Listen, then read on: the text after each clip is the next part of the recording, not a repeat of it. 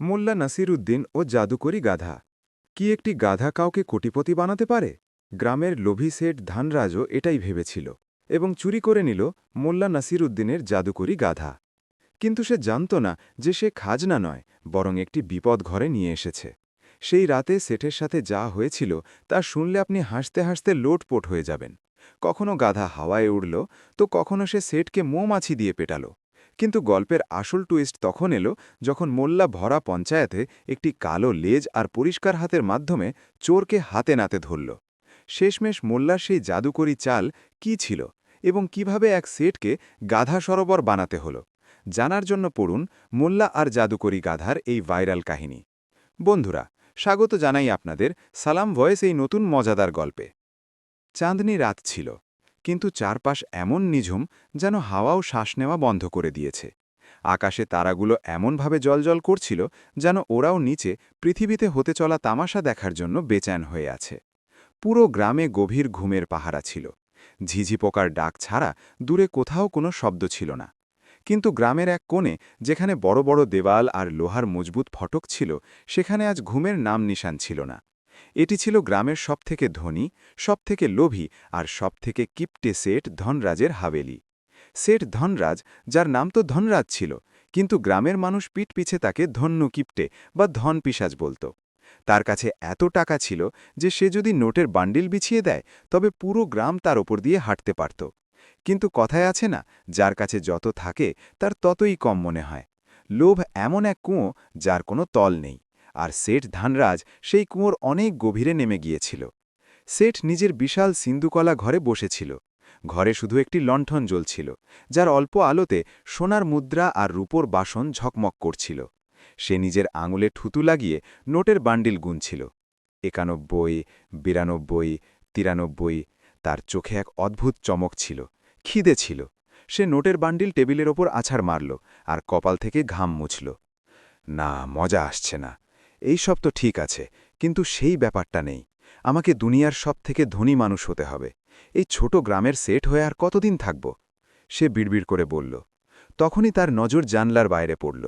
তার মনে পড়ল যা সে আজ সকালে পানের দোকানে শুনেছিল। দুই কিষাণ নিজেদের মধ্যে কথা বলছিল। আরে ভাই, তুমি কি জানো মোল্লা নাসিরউদ্দিনের ওই গাধাটা কোনো সাধারণ জানোয়ার নয়? কি বলছো? গাধা তো গাধাই হয়। না ভাই, আমি শুনেছি মোল্লা বলছিল যে ওই গাধা ভবিষ্যৎ দেখতে পায়। ও মাটি সুখে বলে দিতে পারে কোথায় খাজনা পোতা আছে। মোল্লা তো শুধু এই জন্যেই ধনী হচ্ছে না কারণ সে ফকির মানুষ। তার মোহমায়াতে কোনো আগ্রহ নেই। কিন্তু যার কাছে ওই গাধা থাকবে, বুঝে নাও সাক্ষাৎ কুবের তার ঘরে চলে এসেছে। এই কথাটি শেঠের মাথায় পেরেকের মতো গেঁথে গিয়েছিল। ভবিষ্যৎ বলা গাধা, খাজনা খুঁজে বের করা গাধা। শেঠ ধানরাজ নিজের সিন্দুকের দিকে দেখল, আর তার কাছে ওই সব ফিকে মনে হতে লাগল। যদি তার কাছে ওই গাধা চলে আসে, তবে তাকে আর খাটনি করার, লোকেদের থেকে সুদ নেওয়ার বা চাষবাসের হিসেব রাখার দরকারই পড়বে না। শুধু গাধাকে নিয়ে চলো, যেখানে সে খুর মারবে সেখানে খোড়ো আর খাজনা বের করো। শেঠ উঠে দাঁড়াল। লোভ তার বুদ্ধির ওপর এমন পর্দা টেনেছিল যে তার কাছে ঠিক আর ভুলের পার্থক্য মুছে গিয়েছিল। সে ভাবল, মোল্লার মতো সহজ সরল লোক এত দামি জানোয়ার দিয়ে কি করবে? তার তো খাওয়ারই ঠিক নেই। ওই গাধা তো আমার মতো কদরদান লোকের কাছে থাকা উচিত। যদি আমি ওটা কিনি, তবে ওই মোল্লা খুব চালাক, হয়তো মানা করে দেবে বা অনেক বড় দাম চাইবে। আর যদিও জানতে পারে যে আমি গাধার আসল রহস্য জেনে গেছি, তবে ও ওটা কখনোই বিক্রি করবে না। ঘরে পায়চারি করার সময় শেঠের মাথায় শয়তানি চিন্তার ঝড় বইছিল। তার ছায়া দেওয়ালে বড় আর ভলনকর লাগছিল। চুরি। সে ধীরে ধীরে ফিসফিস করে বলল। এই শব্দটি তার মুখে আসতেই এক অদ্ভুত শিহরণ তার শরীরে বয়ে গেল। সে আজ পর্যন্ত লোকেদের জমি দখল করেছিল, সুদে কারচুপি করেছিল, কিন্তু সরাসরিভাবে চুরি কখনো করেনি। কিন্তু ওই গাধা, ওই জাদুকরি গাধা, তার লোভকে এতটাই বাড়িয়ে দিয়েছিল যে এখন তার কোনো ঝুঁকি নিতেই ভয় লাগছিল না। হ্যাঁ, আজ রাতেই। মোল্লা গভীর ঘুমে ঘুমায়। পুরো গ্রাম জানে ওর নাক ডাকার আওয়াজে তো মরা মানুষও জেগে যায়, কিন্তু ও নিজে জাগে না। এটাই সবথেকে সঠিক সুযোগ। শেঠ নিজের রেশমি শেরওয়ানি খুলল আর একটি পুরনো কালো কাপড় খুঁজতে লাগল। সে তার চাকরের একটি পুরনো কম্বল পেল, যেটা সে নিজের গায়ে জড়িয়ে নিল, যাতে অন্ধকারে কেউ তাকে দেখতে না পায়। সে পায়ে কাপড়ের জুতো পরল, যাতে হাঁটার শব্দ না হয়। একজন চোরের মতো তৈরি হয়ে সে আয়নার সামনে দাঁড়াল। নিজের চেহারা দেখেই তার হাসি পেয়ে গেল, কিন্তু তারপর সে নিজের গোফে তা দিল। ব্যাস, এক রাতের খাটনি আর তারপর সারা জীবনের আনন্দ। শেঠ ধানরাজ, তুমি একজন জিনিয়াস। হাভেলির পেছনের দরজা দিয়ে বেরোনোর সময় তার বুক দুরুদুরু করছিল। বাইরের ঠান্ডা হাওয়া তার মুখ স্পর্শ করল। গ্রামের রাস্তাঘাট জনশূন্য ছিল। মাঝে মধ্যে কোনো কুকুরের ঘেউ ঘেউ শব্দ হলে শেঠ চমকে গিয়ে কোনো দেওয়ালের আড়ালে লুকিয়ে পড়ত। সে একজন কোটিপতি ছিল, গ্রামের মোড়লের মতো সম্মান ছিল তার, কিন্তু আজ সে একজন সাধারণ চোরের মতো গলিতে লুকিয়ে লুকিয়ে চলছিল। লোভ মানুষকে কোন পর্যায় পর্যন্ত নামিয়ে দেয়, এটা ছিল তার জ্বলজ্বন্ত প্রমাণ। সে মোল্লার বাড়ির দিকে এগোল। মোল্লার বাড়ি গ্রামের অন্য প্রান্তে ছিল। একটি ছোট কুঁড়েঘর, যার সামনে একটি কাঁচা আঙিনা ছিল। সেই আঙিনায় একটি খুঁটিতে বাঁধা থাকত সেই জাদুকরি গাধা। রাস্তা খুব একটা লম্বা ছিল না, কিন্তু শেঠের ভয় সেটাকে লম্বা করে দিয়েছিল। প্রতিটি গাছের ছায়া তার কাছে কোনো পাহারাদার মনে হচ্ছিল। হাওয়ায় নড়া পাতাগুলো তার কাছে পায়ের আওয়াজ মনে হচ্ছিল। এক জায়গায় তো তার মনে হলো কেউ তার কাঁধে হাত রেখেছে। সে চিৎকারই করে দিচ্ছিল প্রায়। তখন দেখল ওটা একটি গাছের ঝুলে থাকা ডাল। সে লম্বা শ্বাস নিল আর ঘাম মুছল। সাহস রাখ ধানরাজ, আর কিছুক্ষণ, তারপর শুধু খাজনা আর খাজনা। অবশেষে শেঠ মোল্লার কুঁড়েঘরের কাছে পৌঁছে গেল। ওখানকার দৃশ্য দেখে শেঠের স্বস্তি হল। কুঁড়েঘরের ভেতর থেকে মোল্লার নাক ডাকার শব্দ আসছিল, যা কোনো পুরনো ইঞ্জিন চলার মতো হচ্ছিল। গড়র ফুরফুর, গড়র ফুরফুর। আওয়াজ এত জোরে ছিল যে শেঠের বিশ্বাস হয়ে গেল যে সে যদি ঢোলও বাজিয়ে দেয় তবুও মোল্লার ঘুম ভাঙবে না।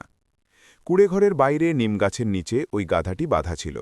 শেঠ চোখ বড় বড় করে দেখল। চাঁদনি রাতে গাধাটিকে একদম সাধারণ লাগছিল। রোগা পাতলা ধূসর রঙের, যার কানগুলো সামান্য নিচের দিকে ঝুলেছিল। সে চোখ বন্ধ করে দাঁড়িয়েছিল, যেন সেও কোনো গভীর ধ্যানে মগ্ন। শেঠ মনে মনে ভাবল, এটাই সেই। দেখতে কত বোকা, কিন্তু ভেতরে খাজনার নকশা লুকিয়ে বসে আছে। বাহ মোল্লা, কি জিনিসই না পুষেছ তুমি। শেঠ পা টিপে টিপে বিড়ারের মতো চলতে চলতে আঙিনায় ঢুকল। তার প্রতিটি কদম খুব সাবধানে পড়ছিল। শুকনো পাতায় পা পড়তেই হালকা ক্যাচক্যাচ শব্দ হল। শেঠ সেখানেই জমে গেল। সে গাধার দিকে তাকাল। গাধা তার একটি কান ফড়ফড়াল, কিন্তু চোখ খুলল না। শেঠের ধরে প্রাণ এলো। সে ধীরে ধীরে গাধার কাছে পৌঁছল। গাধার দড়ি খুঁটিতে বাঁধা ছিল। শেঠের হাত কাঁপছিল। সে দড়ি স্পর্শ করল। দড়িটি পুরনো ছিল আর গিট খুব শক্ত করে লাগানো ছিল। ধ্যাত তেরিকা, শেঠ বিড়বিড় করে বলল, মোল্লা গিট দিয়েছে না তালা লাগিয়েছে। সে নিজের নখ দিয়ে গিট খোলার চেষ্টা করতে লাগল। ঘামের ফোঁটা তার নাক দিয়ে টপকাচ্ছিল। ভেতর থেকে মোল্লা পাশ ফিরল আর খাটের ক্যাচক্যাচানি শব্দ হল। শেঠের হার্টবিট বেড়ে গেল। সে গাধার পেটের নিচে লুকিয়ে পড়ল। কিছুক্ষণ নিস্তব্ধতা রইল। তারপর মোল্লার নাক ডাকা আবার শুরু হল। শেঠ স্বস্তির শ্বাস নিল আর আবার গিট খোলায় লেগে পড়ল। অনেক কসরতের পর অবশেষে গিট ঢিলে হল। এখন সবথেকে কঠিন কাজ ছিল গাধাটিকে নিঃশব্দে ওখান থেকে নিয়ে যাওয়া। শেঠ গাধার কানে ধীরে ধীরে ফিসফিস করে বলল, চল ভাই আমার রাজা, আমার খাজনা, তোর ভালো দিন এসে গেছে। এখন তুই শুকনো ঘাস নয়, চবনপ্রাশ খাবি। ব্যাস, চুপচাপ আমার সাথে চল। শেঠ দড়ি টানল, কিন্তু গাধা যেন মাটিতে গেথে গেছে। সে নড়াচড়া করতেও অস্বীকার করল। শেঠ আবার টানল। গাধা টস থেকে মশ হল না। উল্টে সে জোরে শ্বাস ছাড়ল, যাতে শেঠের মুখে ধুলো উড়ল। শেঠের রাগ তো খুব হল, কিন্তু সে কিছু করতে পারল না। সে শুনেছিল যে গাধারা জেদি হয়, কিন্তু জাদুকরি গাধা এত জেদি হবে সেটা সে জানত না। সে নিজের পকেট থেকে ছোলার একটি ছোট প্যাকেট বের করল, যা সে সাবধানতা হিসাবে এনেছিল। সে ছোলাগুলো গাধার নাকের কাছে ধরল। গাধা শুকল, এক মুহূর্ত বিচার করল, আর তারপর ধীরে ধীরে মুখ এগিয়ে দিল। যেমনই গাধা ছোলা খেতে লাগল, শেঠ ধীরে ধীরে তাকে সামনের দিকে টানল। লোভ আর ছোলার সুগন্ধ কাজ করে গেল। গাধা পা বাড়াতে শুরু করল। শেঠের খুশির সীমা ছিল না। সে এক হাতে গাধাকে ছোলা খাওয়াচ্ছিল আর অন্য হাতে দড়ি ধরে ধীরে ধীরে আঙিনা থেকে বাইরের দিকে বাড়ছিল। ওরা দুজনেই মোল্লার বাড়ির সীমানা পার করে ফেলেছিল। এখন তাদের শুধু তাড়াতাড়ি হাবেলিতে পৌঁছতে হবে। রাস্তায় শেঠের মাথায় আকাশকুসুম কল্পনা চলছিল। কাল সকালেই আমি একে নিয়ে জঙ্গলের দিকে যাব। তারপর যেখানে এ থামবে সেখানে খনন হবে। সোনা, হিরে, মতি, বাহ! তারপর আমি শহরে একটি প্রাসাদ বানাব। মোল্লা তো সারা জীবন ফকিরই থাকবে। সে নিজের মনেই হাসছিল। গাধা চুপচাপ তার পেছনে আসছিল। হয়তো সেও অবাক হচ্ছিল যে আজ রাতে সে এত ইজ্জত আর ছোলা কেন পাচ্ছে। হাভেলিতে পৌঁছাতে পৌঁছতে রাত অনেকটা বেড়ে গিয়েছিল। শেঠ গাধাটিকে প্রধান দরজা দিয়ে নয়, বরং পেছনের ছোট দরজা দিয়ে ভেতরে ঢুকিয়ে নিল। সে তাকে নিজের আস্তাবলের সবথেকে কোণের জায়গায় বেঁধে রাখল, যেখানে আগে তার সবথেকে দামি ঘোড়া থাকত। শেঠ গাধার জন্য মখমলের গদি বিছিয়ে দিল, যা সে নিজে সেখানে রেখেছিল, এবং তার সামনে প্রচুর পরিমাণে তাজা ঘাস আর জল রেখে দিল। খেয়ে নে, যতটা চাস খেয়ে নে, কাল থেকে তোকে অনেক কাজ করতে হবে। শেঠ গাধার পিঠ চাপড়ে বলল। গাধা তখনও তাকে নির্লিপ্ত নজরে দেখছিল, যেন বলতে চাইছিল, তুই কি পাগল? কিন্তু শেঠ তার চোখে শুধু চমক দেখতে পাচ্ছিল। সে আস্তাবলের দরজা ভালো করে বন্ধ করল, তাতে একটি বড় তালা লাগালো, আর চাবি নিজের পকেটে রেখে দিল। সে নিজের ঘরে ফিরে এলো। তার কালো কাপড় ধুলোয় ভর্তি ছিল, জুতো নোংরা হয়ে গিয়েছিল, কিন্তু তার মুখে এক বিজয়ীর হাসি ছিল। সে নিজের সিন্দুকের দিকে তাকালো আর বলল, বিদায়, এখন আর তোমাদের দরকার নেই, এখন আমার কাছে চলন্ত খাজনা আছে। শেঠ বিছানায় শুয়ে পড়ল, কিন্তু ঘুম তার চোখ থেকে বহু দূরে ছিল। সে এপাশ ওপাশ করতে লাগল, বারবার ঘড়ি দেখতে লাগল। সে সকাল হওয়ার অপেক্ষা করছিল।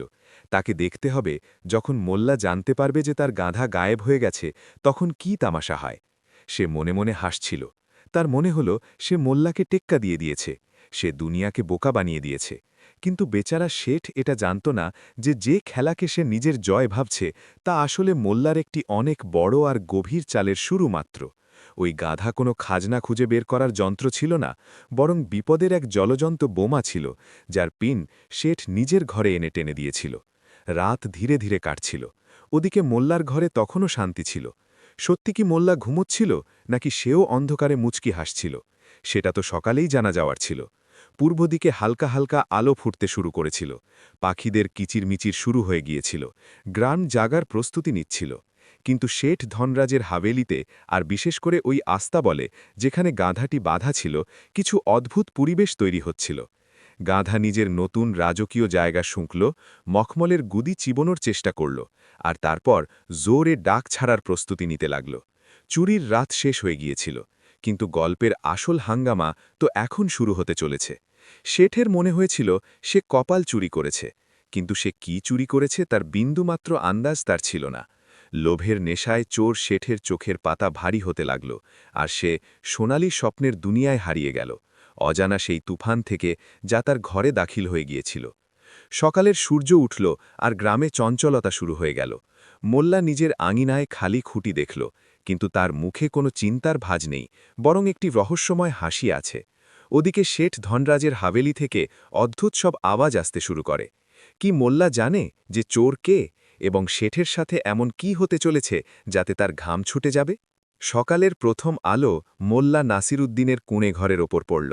বাতাসে সজীবতা ছিল, আর পাখিদের শব্দ রাতের নিস্তব্ধতা ভেঙে দিয়েছিল। গ্রাম নিজের গতিতে জাগছিল। মোল্লার কুঁড়ে ঘরের পাশ দিয়ে যাওয়া প্রথম ব্যক্তি ছিল করিম, যে দুধ বিক্রি করতে শহরে যাচ্ছিল। তার নজর অভ্যেস মতো মোল্লার আঙিনায় বাঁধা গাধার ওপর পড়ার কথা ছিল, যাতে সে মনে মনে মোল্লার দারিদ্র্য আর নিজের সমৃদ্ধির তুলনা করতে পারে। কিন্তু যেমনই সে খুঁটির দিকে দেখল, তার পা থমকে গেল। তার সাইকেল টলমল করল, আর দুধের ক্যান পড়ে যেতে যেতে বাঁচল। খুঁটি খালি ছিল। সেখানে শুধু কেটে রাখা দড়ির একটি টুকরো ঝুলছিল, আর মাটিতে গাধার খুরের তাজা ছাপ ছিল, যা বাইরের দিকে যাচ্ছিল। করিমের চোখের ঘুমের রেশ এক ঝটকায় গায়েব হয়ে গেল। সে নিজের সাইকেল ওখানেই ফেলে দিল, আর জোরে চিৎকার করল, আরে গজম হয়ে গেল! মোল্লা ও মোল্লা, লুটে গেলাম ভাই, বরবাদ হয়ে গেলাম! তার আওয়াজ এত জোরে ছিল যে আশেপাশের ৩-৪টি বাড়ির লোক নিজ নিজ ছাদ আর জানলা দিয়ে উঁকি দিতে লাগল। মোল্লার কুঁড়েঘরের ভেতর থেকে কোনো সাড়া এলো না। করিম দৌড়ে দরজায় গেল, আর ওটা জোরে জোরে ধাক্কাতে লাগল। মোল্লাজি, উঠুন, জলদি বাইরে আসুন! অনেকক্ষণ পর দরজা ধীরে ধীরে ক্যাচ ক্যাচ শব্দে খুলল। মোল্লা নাসিরুদ্দিন নিজের লুঙ্গি ঠিক করতে করতে চোখ কচলাতে কচলাতে বাইরে বেরোলেন। তার মুখে না তো কোনো ভয় ছিল, না কোনো তাড়া। তিনি একটি লম্বা হাই তুললেন, আর করিমকে এমনভাবে দেখলেন যেন সে কোনো ফালতু কথা বলার জন্য তার ঘুম নষ্ট করেছে। কি হয়েছে করিম ভাই? মোল্লা আলস্যের সাথে জিজ্ঞেস করলেন।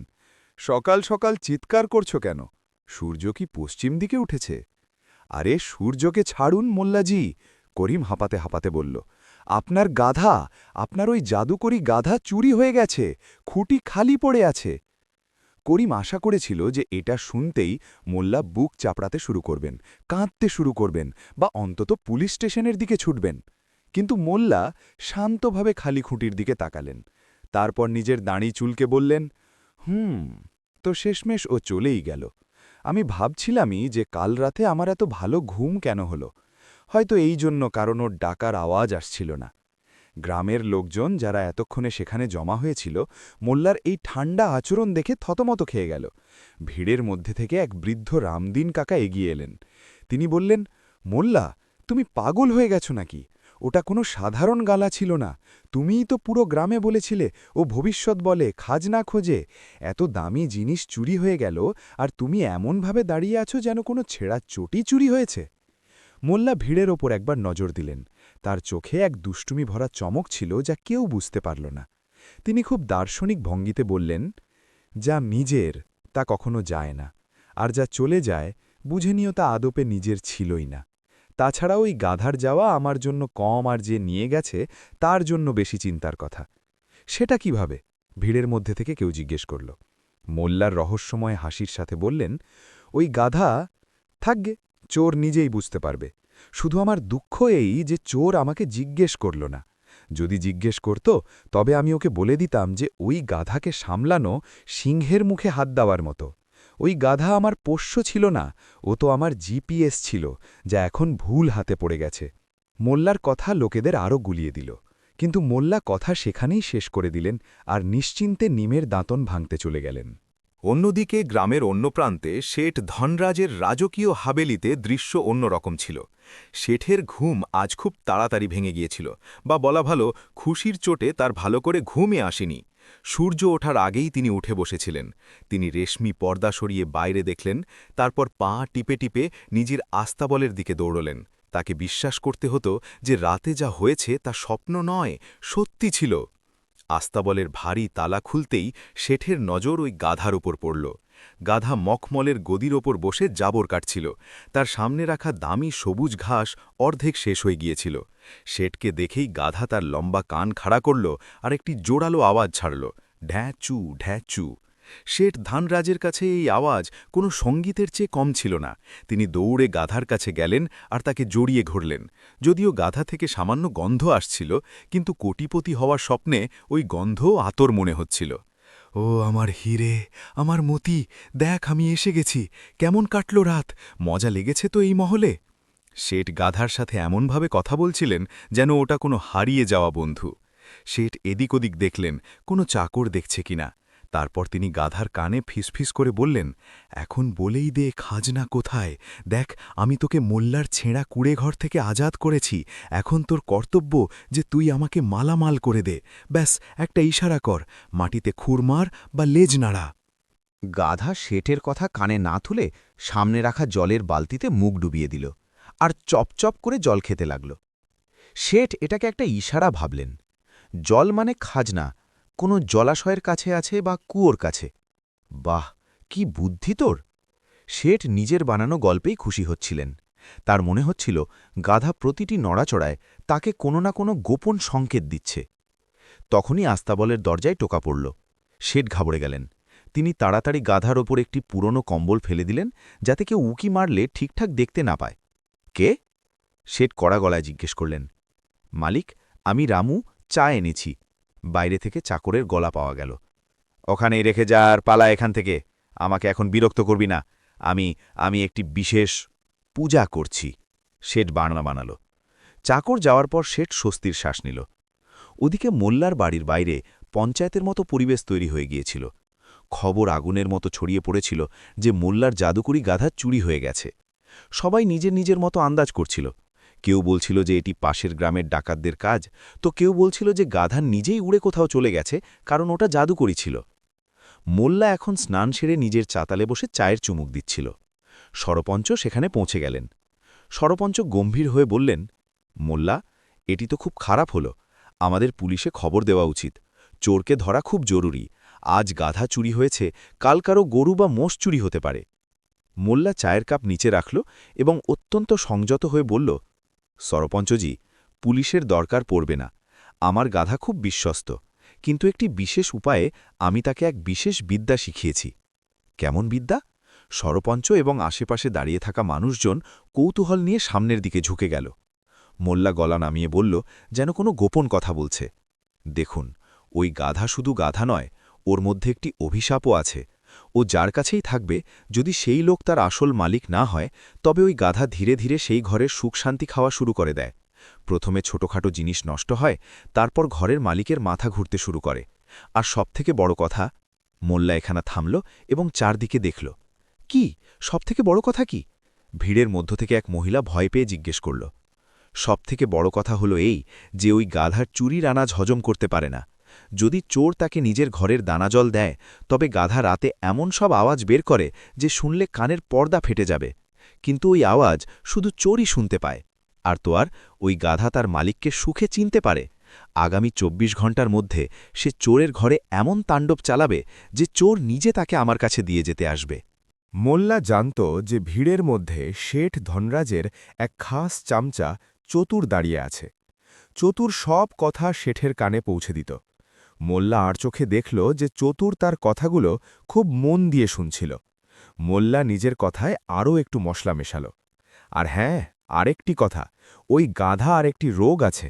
যখন সে ভুল লোকের কাছে থাকে তখন তার খুব খিদে পায়, কিন্তু ঘাসের নয়, সোনার। সে ঘরে রাখা সোনা খুঁজে বের করে আর সেটা চিবিয়ে খেয়ে ফেলে। এটি শুনতেই ভিড়ে নিস্তব্ধতা নেমে এলো। সোনা খায়? মানুষজন অবাক ছিল। মোল্লা গম্ভীরভাবে মাথা নাড়ল। হ্যাঁ, এই জন্যই তো আমি নিজের ঘরে কখনো সোনা রাখিনি। আমি গরিবই ভালো, কিন্তু এখন যে চোরের কাছে ওটা আছে, ভগবানই মালিক তার খাজনার। চতুরের মুখ ফ্যাকাশে হয়ে গেল। সে ধীরে ধীরে ভিড় থেকে সরে পড়ল আর শেঠের হাবেলির দিকে দৌড় দিল। মোল্লা তাকে যেতে দেখল এবং নিজের মনে হাসল। তার তীর নিশানায় লেগে গিয়েছিল। মোল্লা জানত যে শেঠ ধানরাজের থেকে বড় লোভী আর কেউ এই গ্রামে নেই। এবার শুধু সেই তামাশার অপেক্ষা ছিল যা শেঠের হাবেলিতে শুরু হতে চলেছিল। হাবেলিতে হাঙ্গামা। হাবেলিতে ফিরে শেঠ ধানরাজ তখনও গাধার সেবায় লেগেছিল। সে গাধার খুঁড়ে তেল লাগাল, তার পিঠে হাত বোলাল। বল আমার রাজা, কবে বলবি খাজনার হদিশ? শেঠ আবার জিজ্ঞেস করল। গাধা এবার কোনো জবাব দিল না, শুধু নিজের ল্যাজ জোরে নাড়াল, যা সরাসরি শেঠের মুখে লাগল। থুত্থু। শেঠ মুখ পরিষ্কার করল। কোনো ব্যাপার না, কোনো ব্যাপার না, রাজকীয় জানোয়ার, একটু তো নাখরা থাকবেই। তখনই চতুর দৌড়াতে হাভেলিতে পৌঁছল। সে সরাসরি আস্তবলের দিকে গেল, কারণ সে জানত শেঠ ওখানেই থাকবে। মালিক, মালিক, গজম হয়ে গেছে, চতুর হাঁপাতে হাঁপাতে বলল। শেঠ ঘাবড়ে গিয়ে গাধার সামনে দাঁড়িয়ে তাকে আড়াল করার চেষ্টা করল। আরে মূর্খ, চিৎকার করছিস কেন? আর তুই এখানে কি করছিস? চতুর নিজের শ্বাস সামলে নিয়ে বলল, মালিক, আমি এখন মোল্লার বাড়ি থেকে আসছি। ওখানে মোল্লা যা বলল তা শুনে তো আমার হোশ উড়ে গেছে। ওই গাধা অভিশপ্ত। শেঠ হাসল। অভিশপ্ত? পাগল নাকি? মোল্লা জ্বলছে কারণ ওর গাধা হারিয়ে গেছে। ও শুধু লোকেদের ভয় দেখাচ্ছে। না মালিক, মোল্লার সব কথা বলে দিল। সুখ শান্তি চলে যাওয়া, ভয়ঙ্কর আওয়াজ, আর সবথেকে বিপজ্জনক কথা হলো সোনা খাবার রোগ। যেমনই সোনা খাওয়ার কথা সেটে কানে পড়ল, তার পায়ের তলা থেকে মাটি সরে গেল। সে ঘাবড়ে গিয়ে পেছন ফিরে গাধাকে দেখল। গাধা তখন মাটিতে পড়ে থাকা একটি চকচকে পিতলের ঘটি, যা শেঠ জলের জন্য রেখেছিল, খুব আয়েশ করে চাটছিল। শেঠের বুক ধক করে উঠল। কি? এটা কি সত্যি? তুই সোনা খাস? শেঠ মনে মনে ভাবল। তার সব সোনা, সব ধনদৌলত, সিন্দুকের চাবি, সব বিপদে আছে বলে মনে হচ্ছিল। কিন্তু লোভ তখনও ভয়ের চেয়ে বেশি ছিল। শেঠ নিজেকে বোঝাল, না না, মোল্লা মিথ্যে বলছে। ও শুধু চাইছে চোর ভয় পেয়ে গাধা ফেরত দিয়ে দিক। আমি এত কাঁচা খেলোয়াড় নই, আমি মোল্লার কথায় আসব না। শেঠ চতুরকে বকাঝকা করে তাড়িয়ে দিল। যা এখান থেকে, বকবক বন্ধ কর, কাউকে বলবি না তুই এখানে কি দেখেছিস। যদি মুখ খুলিস তো জিভ কেটে নেব। চতুর ল্যাজ গুটিয়ে পালাল। দুপুর হয়ে গিয়েছিল। শেঠ আজ নিজের দোকানে যাওয়ার মন করেনি। তার পুরো নজর গাধার ওপর ছিল। কিন্তু যেমন যেমন দিন গড়াল, মোল্লার কথাগুলো শেঠের মাথায় ঘুরতে লাগল। হঠাৎ হাভেলির ভেতর থেকে এক জোরালো আওয়াজ এলো, ধড়াম। শেঠ দৌড়ে ভেতরে গেল। দেখল তার সবথেকে প্রিয় আর দামি চীনামাটির ফুলদানি, ফ্লাওয়ার ওয়েস, মাটিতে ভেঙে চুরমার হয়ে গেছে। ওখানে কেউ ছিল না, না হাওয়া দিচ্ছিল, না কোনো বিড়াল ছিল। এটি কিভাবে হলো? শেঠ বিড়বিড় করল। তার মাথায় মোল্লার আওয়াজ প্রতিধ্বনিত হল। সেই ঘরের সুখ শান্তি খাওয়া শুরু করে দেয়, প্রথমে ছোটখাটো জিনিস নষ্ট হয়। শেঠের কপালে ঘামের ফোঁটা চিকটিক করছিল। সে চাকরকে ডেকে চিৎকার করল, এটি কে ভেঙেছে? চাকর কাঁপতে কাঁপতে বলল, মালিক, কসম করে বলছি ওখানে কেউ ছিল না, ওটা নিজের থেকেই পড়ে গেল। শেঠের হৃৎপিণ্ড জোরে ধকধক করতে লাগল। সে আবার আস্তাবলের দিকে দৌড়াল। সে দেখল যে গাধা এখন দাঁড়িয়ে নেই, বরং মাটিতে শুয়ে জোরে জোরে পা ছুটছে। যেমনই শেঠ ভেতরে এলো, গাধা শান্ত হয়ে গেল আর খুব নিরীহভাবে তার দিকে দেখতে লাগল। তুই তুই কি আপদ? শেঠ ভয় পেয়ে জিজ্ঞেস করল। ভয়ের রাত এবং উড়া গাধা। সন্ধে হতে হতে শেঠের অবস্থা খারাপ হতে শুরু করল। সে নিজের সিন্দুক ৩ বার চেক করল, সব ঠিক ছিল, কিন্তু ভয় তার মনে বাসা বেঁধে নিয়েছিল। মোল্লা যে বীজ বুনেছিল তা এখন শেঠের মাথায় গাছ হয়ে উঠছিল। মোল্লা নাসিরুদ্দিন নিজের ঘরে আরামে দুপুরের ঘুম দিচ্ছিল, এটা জেনে যে আসল কাজ তো এখন শেঠের কল্পনা শক্তি করছে। মোল্লার মাস্টার প্ল্যান কোনো অস্ত্রের নয়, বরং মনস্তত্ত্বের ছিল। তিনি শেঠের সবথেকে বড় ভয় ক্ষতিকেই নিজের অস্ত্র বানিয়ে নিয়েছিলেন। সূর্য ডুবছিল এবং অন্ধকার হবার সাথে সাথে শেঠের ভয় বাড়ার কথা ছিল, কারণ মোল্লা বলেছিল রাতেও এমন আওয়াজ বের করে যা শুধু চোরই শুনতে পায়। শেঠ এখন প্রতিটি শব্দে চমকে উঠছিল। এটি শেঠ ধনরাজের জীবনের সবথেকে দীর্ঘ রাত হতে চলেছিল। রাতের নিস্তব্ধতা বাড়ছিল এবং শেঠ ধনরাজ নিজের সিন্দুকের পাশে পাহারা দিচ্ছিল। তখনই হঠাৎ আস্তাবল থেকে নয়, বরং তার নিজের সিন্দুকের ভেতর থেকে অদ্ভুত সব আওয়াজ আসতে শুরু করল।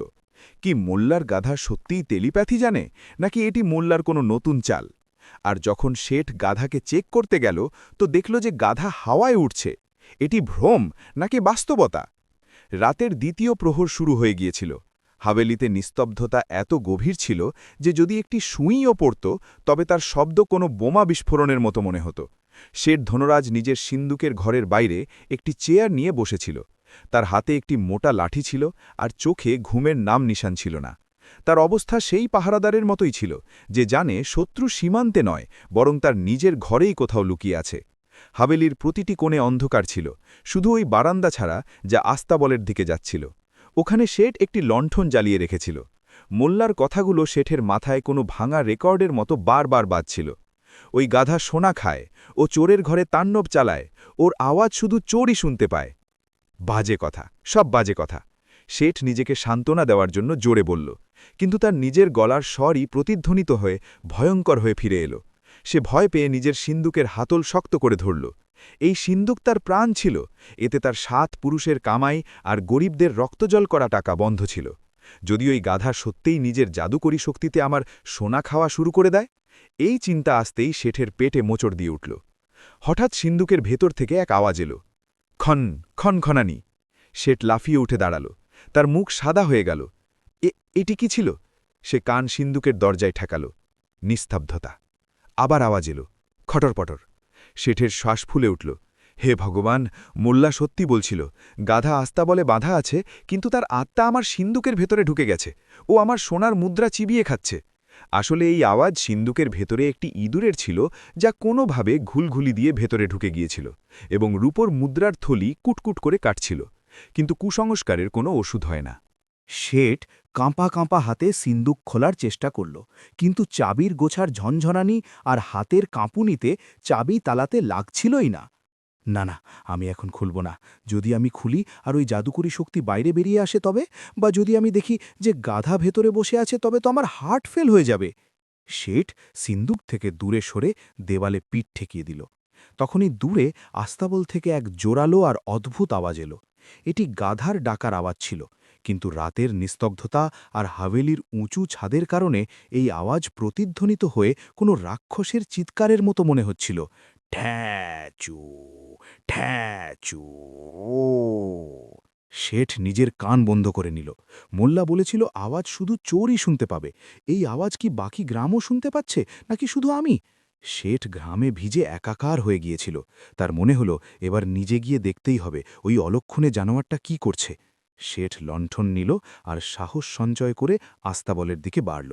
তার পা যেন পাথরের মতো ভারী হয়ে গিয়েছিল। হাওয়ার এক ঝাপটা এলো আর লণ্ঠনের শিখা ফড়ফড় করতে লাগল। ছায়াগুলো দেওয়ালে নাচতে লাগল। শেঠ প্রতিটি ছায়ায় মোল্লার হাসিমুখ দেখতে পাচ্ছিল। যেমনই সে আস্তাবলের দরজায় পৌঁছে ভেতরে উঁকি দিল, যা দৃশ্য সে দেখল তাতে তার পায়ের তলা থেকে মাটি সরে গেল। গাধা নিজের জায়গায় ছিল না। কি? শেঠের চোখ ছানাবড়া হয়ে গেল। দড়ি তো বাঁধা আছে, কিন্তু গাধা কোথায় গেল? সে লণ্ঠন ওপরে তুলল। আস্তাবলে মখমলের গদি খালি পড়েছিল। তখনই তার নজর উপরে গেল।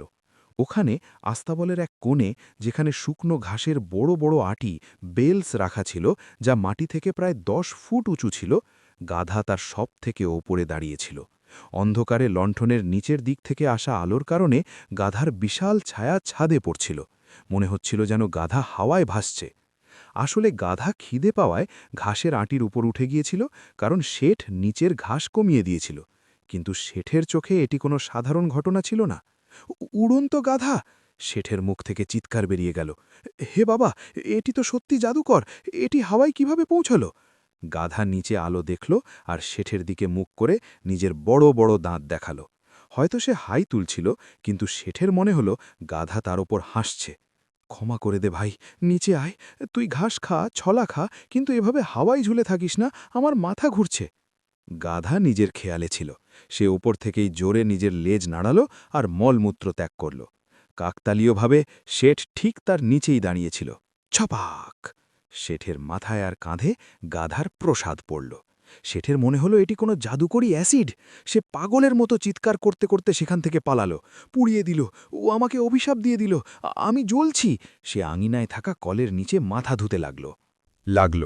ঠান্ডা জল মাথায় পড়ায় সে একটু আরাম পেল, কিন্তু হৃৎপিণ্ড তখনও কোনো তেজস্বী ঘোড়ার মতো দৌড়াচ্ছিল। সে ভিজে অবস্থায় কাঁপতে কাঁপতে নিজের ঘরে ফিরে এল।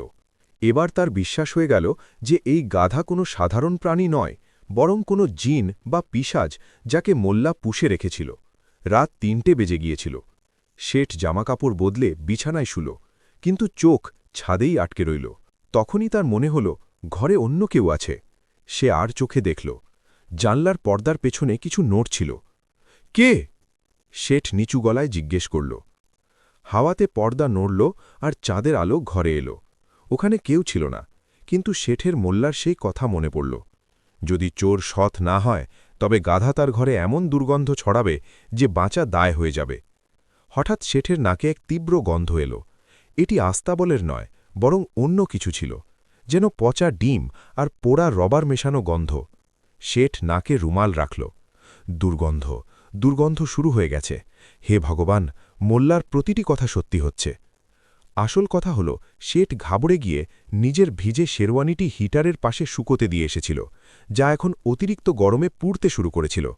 কিন্তু কুসংস্কারে আচ্ছন্ন শেঠ একে গাধার অভিশাপ মনে করছিল।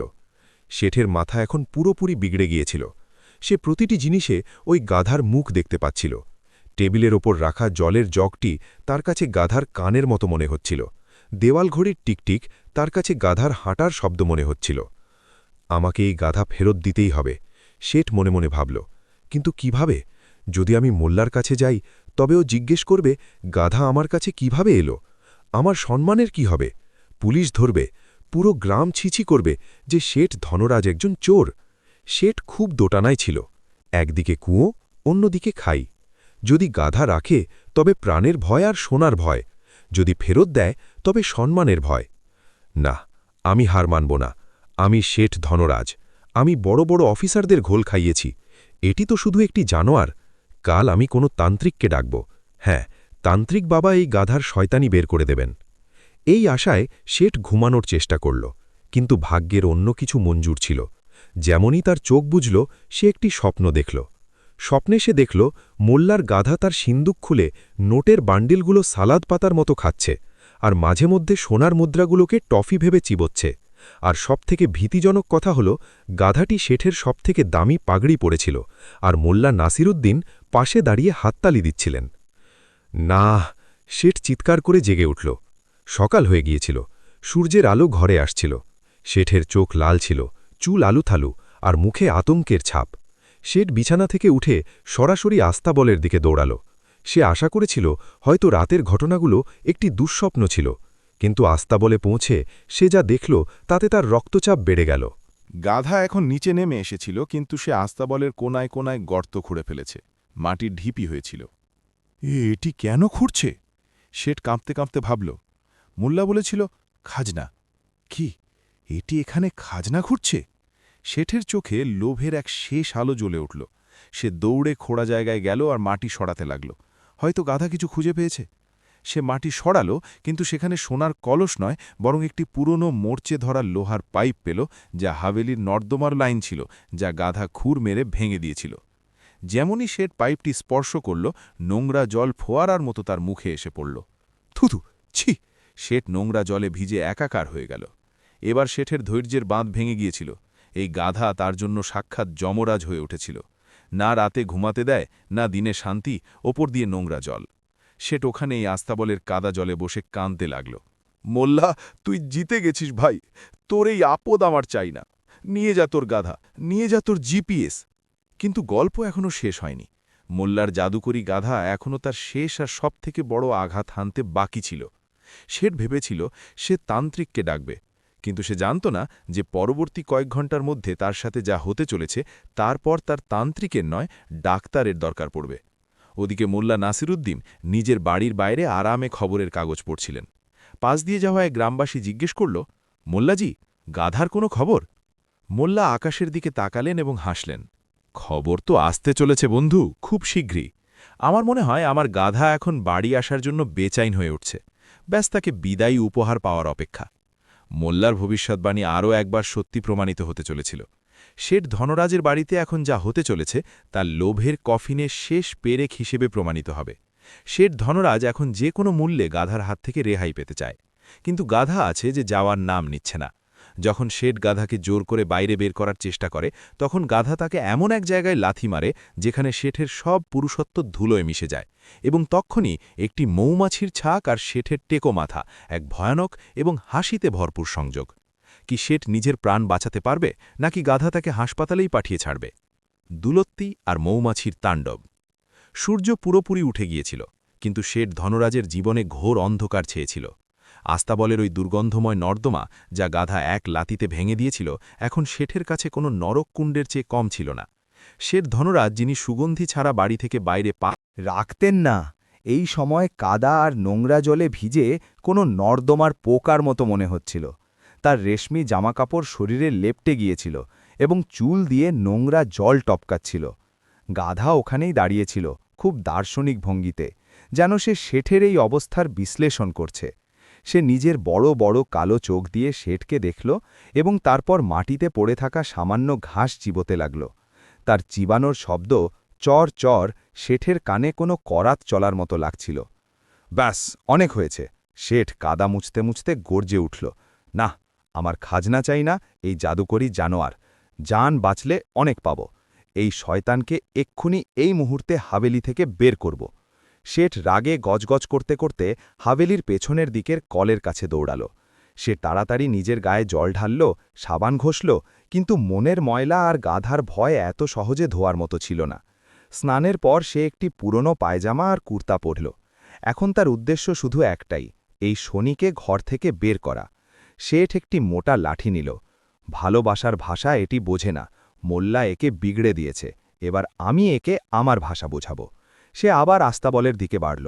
আস্তাবলে গাধা তখন ঝিমোচ্ছিল। শেঠ ভাবল, এটাই সুযোগ, একে ঘুমন্ত অবস্থাতেই ধাক্কা দিয়ে বাইরে বের করে দেব। শেঠ লাঠি একপাশে রাখল এবং গাধার দড়ি খুলে দিল। গাধা নড়ল না। শেঠ দড়ি টানল, গাধা তবুও নড়ল না। সে নিজের জায়গায় অঙ্গদের পায়ের মতো জমেছিল। তুই এভাবে মানবি না, শেঠ দাঁত কিড়মিড় করল। সে গাধার পেছনে গেল এবং তাকে ধাক্কা দেওয়ার চেষ্টা করতে লাগল। এটি শেঠ ধনরাজের জীবনের সবথেকে বড় কূটনৈতিক এবং শারীরিক ভুল ছিল। যে কোনো পশুর, বিশেষ করে গাধার ঠিক পেছনে দাঁড়ানো বারুদের স্তূপের ওপর বসে দেশলাই জ্বালানোর মতো। শেঠ নিজের পুরো শক্তি লাগিয়ে গাধার পেছনের অংশে ধাক্কা মারল। চল, বেরো এখান থেকে। গাধা তার ঘুমের ব্যাঘাত পছন্দ করল না। তার মনে হলো হয়তো কোনো মাছি তাকে বিরক্ত করছে। সে নিজের পেছনের পায়ের পেশিগুলো শক্ত করে নিল। পরের মুহূর্তেই গাধা এমন এক মোক্ষম দুলত্তি ঝাড়ল, যা যদি অলিম্পিকে হতো তবে সে সোনা জিতত। ধাড় আওয়াজ কোনো ঢোল ফাটার মতো এলো। গাধার দুটি খুর সরাসরি শেঠের পেট আর উড়ুর মাঝখানের জায়গায় লাগল। শেঠ ধনরাজ হাওয়ায় কয়েক ইঞ্চি উপরে লাফিয়ে উঠল এবং তারপর পেছনের দিকে উড়ে গিয়ে খড়ের স্তূপের ওপর পড়ল। উই, ওমা! গাধা নিজের জায়গা থেকে 1 ইঞ্চিও নড়েনি। সে শুধু পেছনে ফিরে দেখল, কান ফড়ফড়াল এবং আবার ছিমোতে লাগল। তার মনে হলো মাছি মরে গেছে। প্রায় 15 মিনিট পর্যন্ত শেঠ ওখানেই কাতরাতে থাকল। যখন প্রাণে একটু প্রাণ এলো তখন সে টলমল করে পায়ে দাঁড়ানোর চেষ্টা করল। তার হাঁটার ধরন এখন বদলে গিয়েছিল। সে এমনভাবে হাঁটছিল যেন পায়ের মাঝখানে কোনো বড় বালিশ ফেসে আছে। এটি জানোয়ার নয়, শেঠ কাঁপতে কাঁপতে বিড়বিড় করল। এটি মোল্লার পাঠানো খুনি। ও আমার সবকিছু ভেঙে দিয়েছে। এবার শেঠের ভেতরের রাগ ভয় বদলে গিয়েছিল। সে ঠিক করল যে বল দিয়ে নয়, এবার ছল দিয়ে কাজ নিতে হবে। সে আস্তাবলের দরজা পুরোপুরি খুলে দিল। যা ভাই, তুই নিজেই চলে যা, তোকে যেখানে যেতে হয় যা, শুধু আমাকে রেহাই দে। হয়তো গাধাও এটাই চাইছিল। খোলা দরজা দেখেই গাধা এক লম্বা হাই তুলল আর বাইরের দিকে পা বাড়াল। শেঠ স্বস্তির শ্বাস নিল। যাক, আপদ বিদায় হল। কিন্তু আপদ বিদায় হয়নি, সে শুধু দিক পরিবর্তন করেছিল। আস্তাবল থেকে বেরিয়ে গাধা বাইরের রাস্তায় যাবার বদলে সরাসরি শেঠের ব্যক্তিগত বাগানের দিকে মন নিল। এই বাগান শেঠের প্রাণের চেয়েও প্রিয় ছিল। এতে তিনি বিদেশ থেকে আনিয়েছিলেন বিরল ফুল, দামি ঔষধি গাছ এবং সাজানো গাছপালা। আরে না না, ওদিকে না! শেঠ ল্যাংচাতে ল্যাংচাতে তার পেছনে দৌড়াল। ওটা আমার অর্কিড গার্ডেন, এক একটি ফুলের দাম 500 টাকা। আরে থাম আমার বাপ! গাধা বাগানে ঢুকে গিয়েছিল। তার কাছে ওখানকার সবুজ রসালো জমি আস্তাবলের শুকনো ঘাসের চেয়ে অনেক বেশি সুস্বাদু মনে হল। সে সবথেকে আগে শেঠের প্রিয় লাল গোলাপের গাছে মুখ মারল। কাঁটার তোয়া সে করল না। চর চর চর! শেঠ দেখল যে তার হাজার হাজার টাকা গাধার পেটে যাচ্ছে। আমি তোকে ছাড়ব না। শেঠের রিয়োভ আবার ব্যথার উপর জয়ী হল। সে পাশে পড়ে থাকা একটি পাথর তুলল এবং গাধার দিকে ছুড়ল। পাথর গাধার গায়ে তো লাগল না, কিন্তু ওটা গিয়ে পাশের আম গাছের কাণ্ডে লাগল। ঠক! ভাগ্যের খেলা দেখুন, ওই গাছের একটি নিচু ডালে বুনো মৌমাছির এক বিশাল চাক ঝুলছিল। পাথরের ধাক্কার কম্পন আর গাধার জোরে ডাকের ঢ্যাঁচু ঢ্যাঁচু আওয়াজে মৌমাছির মনে হলো তাদের ওপর হামলা হয়েছে। হাজার হাজার মৌমাছির ঝাঁক এক কালো মেঘের মতো চাক থেকে বাইরে বেরিয়ে এলো। তাদের ভনভনানি আওয়াজে পুরো বাগান কেঁপে উঠল। গাধা বুদ্ধিমান ছিল, বা হয়তো তার চামড়া খুব মোটা ছিল। সে বিপদ বুঝতেই সেখান থেকে মাথা নিচু করে দৌড় লাগাল আর ঝোপের মধ্যে ঢুকে গেল। কিন্তু শেঠ ধনরাজ খোলা ময়দানে দাঁড়িয়েছিলেন, ল্যাংচাতে ল্যাংচাতে এবং উজ্জ্বল হলুদ রঙের কুর্তা পরে, যা তিনি স্নানের পর পরেছিলেন। মৌমাছিদের জন্য তিনি এক চলন্ত সূর্যমুখী ফুলের মতো মনে হচ্ছিলেন। ভন ভন ভন ভন! শেঠ ওপরে দেখল, এটি কি? পরের মুহূর্তেই তার মনে হলো যেন কেউ তার শরীরে জ্বলন্ত অঙ্গার ছুঁড়ে মানেছে। আহ, বাঁচাও মৌমাছি! মাগু, রামু কাকা, কেউ তো এসো! শেঠ নিজের ব্যথা, নিজের ল্যাংচানো সব ভুলে গেলেন। তিনি ওই বাগানে এত জোরে দৌড়ালেন যা তিনি নিজের বুড়ো বয়সে কখনো দৌড়াননি। তিনি হাত হাওয়ায় নেড়ে চিৎকার করতে করতে পালাচ্ছিলেন। মৌমাছির ফৌজ তার পেছনে ছিল। একটা নাকে কামড়াল, দ্বিতীয়টা কানে, আর তৃতীয়টা সেই জায়গায় যেখানে গাধা আগেই লাথি মেরেছিল। মরে গেলাম! মোল্লা রাক্ষস ছেড়ে দিয়েছে। এটি গাধার ফৌজ! শেঠ চিৎকার করছিলেন। বাঁচার কোনো উপায় না দেখে শেঠ সামনে থাকা ছোট পুকুরে ঝাঁপ দিয়ে দিলেন। ছপাক! পুকুরের জল নোংরা আর শ্যাওলা ভরা ছিল, কিন্তু শেঠের কাছে কোনো উপায় ছিল না। সে জলের ভেতরে ডুবে রইল যতক্ষণ না মৌমাছির ঝাঁক শান্ত হয়ে ফিরে গেল। শেঠ নিজের নাক বাইরে বের করে জলেই বসে রইল। যখন সে বাইরে বেরোল তখন তার অবস্থা চেনার মতো ছিল না। তার মুখ ফুলে কদুনাত হয়ে গিয়েছিল। এক চোখ পুরোপুরি বন্ধ ছিল আর অন্যটি ছোট্ট একটি ফাঁকের মতো খোলা ছিল। ঠোঁট এত মোটা হয়ে গিয়েছিল যে মনে হচ্ছিল দুটি বড় বেগুন ঝুলে আছে। নাক লাল টমেটোর মতো জলজল করছিল। শেঠের চাকরেরা, যারা এতক্ষণে শব্দ শুনে চলে এসেছিল, নিজের হাসি চেপে ধরে শেঠকে সাহারা দিয়ে হাবিলির ভেতরে নিয়ে গেল। মালিক, ডাক্তারকে ডাকব? রামু ভয় পেয়ে জিজ্ঞেস করল। ডাক্তারকে নয়, ওই মোল্লাকে ডাকো। না, আমাকে মোল্লার কাছে নিয়ে চলো। আমি এখন মরতে চাই না। শেঠের এখন পাক্কা বিশ্বাস হয়ে গিয়েছিল যে এই সব কোনো কাকতালীয় ঘটনা নয়। আওয়াজ, যার কথা তারা জানত না, গাধার হাওয়ায় ওড়া, ঘাসের আঁটি, দুলত্তি খাওয়া আর এখন এই মৌমাছির আক্রমণ, এই সব মোল্লার সেই সতর্কবার্তার ফল ছিল। যদি চোর সৎ না হয় তবে তার কপাল উল্টে যাবে। শেঠ নিজের আলিশান বেডরুমে শুয়েছিল। শরীরের প্রতিটি অঙ্গে ব্যথা ছিল। বাইরে তখন সন্ধে নামছিল। অন্ধকার হতেই শেঠের ভয় আবার বাড়তে শুরু করল। তার মনে হল গাধাটি, যে এখনও বাগানের কোথাও লুকিয়ে আছে, রাত হতেই কোনো নতুন রূপ ধারণ করবে। হয়তো রাতে ও আগুন উগরাবে, শেঠ ভাবল, অথবা হয়তো ও আমার হাবেলির ভিত খেয়ে ফেলবে। তখনই জানলার বাইরে থেকে গাধার আওয়াজ এলো, ঢ্যাঁ চু ঢ্যাঁ চু। এবার আওয়াজে এক অদ্ভুত করুণ আরতি ছিল, কিন্তু সেঠের কাছে সেটা শুধু নিজের মৃত্যুর ঘণ্টা হিসেবে শোনা গেল। সেঠ ঝটকা দিয়ে উঠে বসল, যাতে তার কোমরে আবার চোট লাগল। না, আমি এই রাত এই হাবেলিতে এই গাধার সাথে কাটাতে পারব না। যদি আজ রাতে ও এখানে থাকে তবে সকাল পর্যন্ত আমার নাম নিশান মুছে যাবে। সেঠ এক বড় সিদ্ধান্ত নিল। সে নিজের ফোলা চোখ দিয়ে রামুকে দেখল। রামু, একটি বস্তা আনো, তাতে ২০টি নয় ৫০টি সোনার মুদ্রা ঢালো। ৫০টি মুদ্রা মালিক? রামু অবাক হয়েছিল। সেঠ তো ১ আনা পয়সাও দাঁত দিয়ে চেপে ধরে খরচ করত। তর্ক করিস না, জান বাঁচলে লাখও পায়।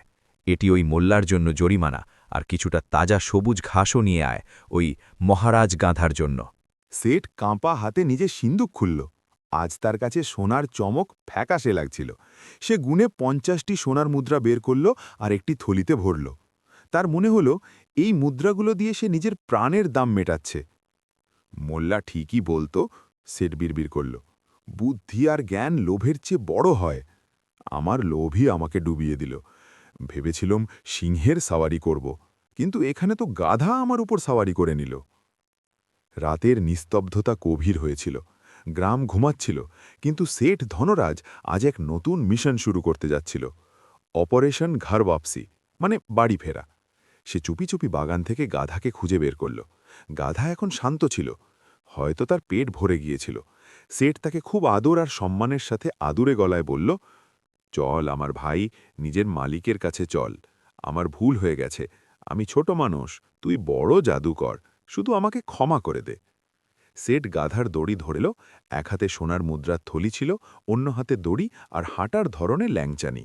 মুখ ফোলা, জামা কাপড় কাদা আর জলে মাখা। যদি কেউ এই সময় সেটকে দেখত, তবে তার মনে হতো এটি কোনো ভিখারি যে চুরি করে পালাচ্ছে, গ্রামের সবথেকে ধনী সেট নয়। হাভেলির পেছনের দরজা দিয়ে বেরোনোর সময় সেঠের বুক দুরু দুরু কাঁপছিল। তার ভয় ছিল পাছে গাধা আবার না ডেকে ওঠে। চুপ থাকিস, সেট গাধার কানে কানে বলল। ওখানে তুই মোল্লার হাতের তৈরি রুটি পাবি, এখানে তুই শুধু লাথি আর মৌমাছি পেয়েছিস। তোর ঘর ওখানেই ভালো। গাধা হয়তো সেঠের কথা বুঝতে পারল, অথবা সেও মোল্লার কাছে ফিরে যেতে চাইছিল। সে চুপচাপ বিড়ালের মতো দবে পা ফেলে সেঠের পেছনে চলতে লাগল। রাস্তা সেই একই ছিল, কিন্তু আবেগ বদলে গিয়েছিল। কাল রাতে সেট এক বিজয়ীর মতো গাধাকে এনেছিল। আজ রাতে সে এক পরাজিত সৈনিকের মতো ওটাকে ফেরত দিতে যাচ্ছিল। হাওয়ার ঝাপটায় গাছের পাতা নড়ছিল। সেঠের প্রতিটি পাতায় জাদুর ভয় লাগছিল। মোল্লার কুড়েগুড়ে কাছে চলে এলো। ওখানে এখনও হালকা প্রদীপ জ্বলছিল। মোল্লা কি জেগে আছে? সেট থমকে গেল। যদি মোল্লা দেখে ফেলে?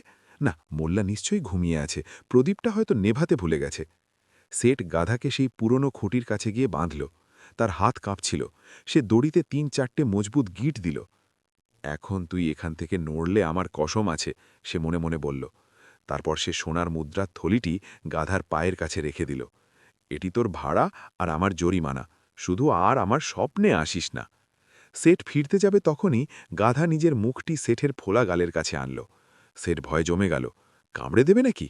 কিন্তু গাধা শুধু ধীরে নিজের জিভ দিয়ে সেঠের গালে চাটল। সেঠের মনে হলো যেন কেউ শিরিষ কাগজ ঘষে দিল, কিন্তু এটি গাধার ধন্যবাদ জানানোর উপায় ছিল। সেট হাত জোর করল, নমস্তে ভাই, রাম রাম, আর কখনো দেখা হবে না। শেঠ সেখান থেকে ল্যাংচাতে ল্যাংচাতে যত দ্রুত সম্ভব নিজের হাভেলির দিকে দৌড়ে পালালো। তার পেছনে ফিরে দেখার সাহস হল না। তার মনে হচ্ছিল যেমনই সে ফিরবে, গাধা আবার হাওয়ায় উঠতে দেখা যাবে। যখন শেঠ নিজের হাভেলির নিরাপদ ঘরে পৌঁছল আর দরজা বন্ধ করল, তখন গিয়ে তার ধরে প্রাণ এলো। সে আয়নায় নিজের চেহারা দেখল, ফোলা মুখ, লাল চোখ, কোটিপতি থেকে জোকার হয়ে গেছে।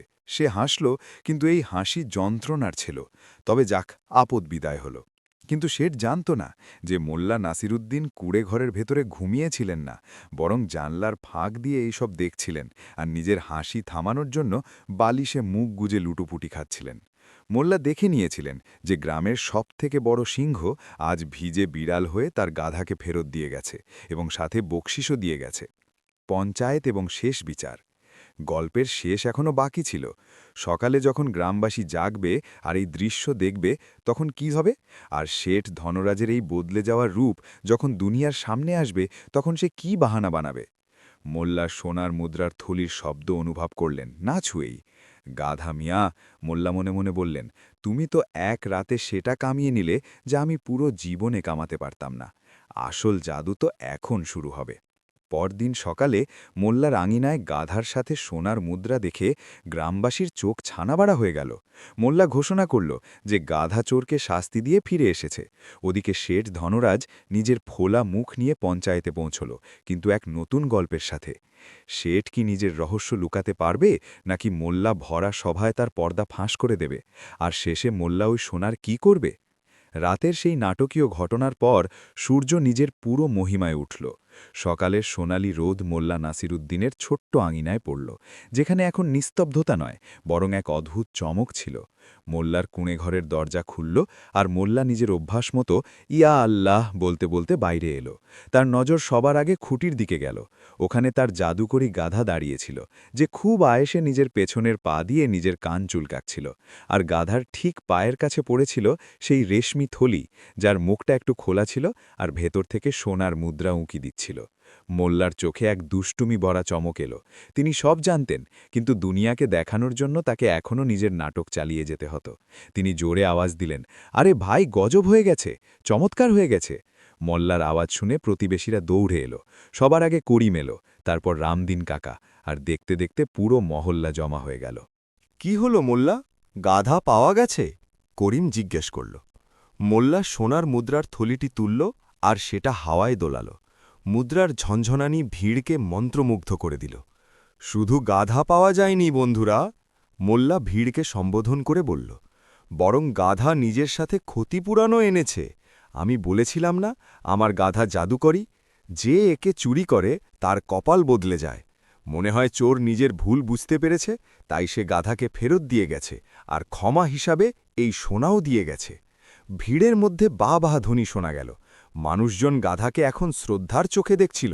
কিছু লোক তো হাত জোড় করে গাধার পা ছোঁয়ার চেষ্টা করতে লাগল। বাবা গাধা মহারাজের জয়!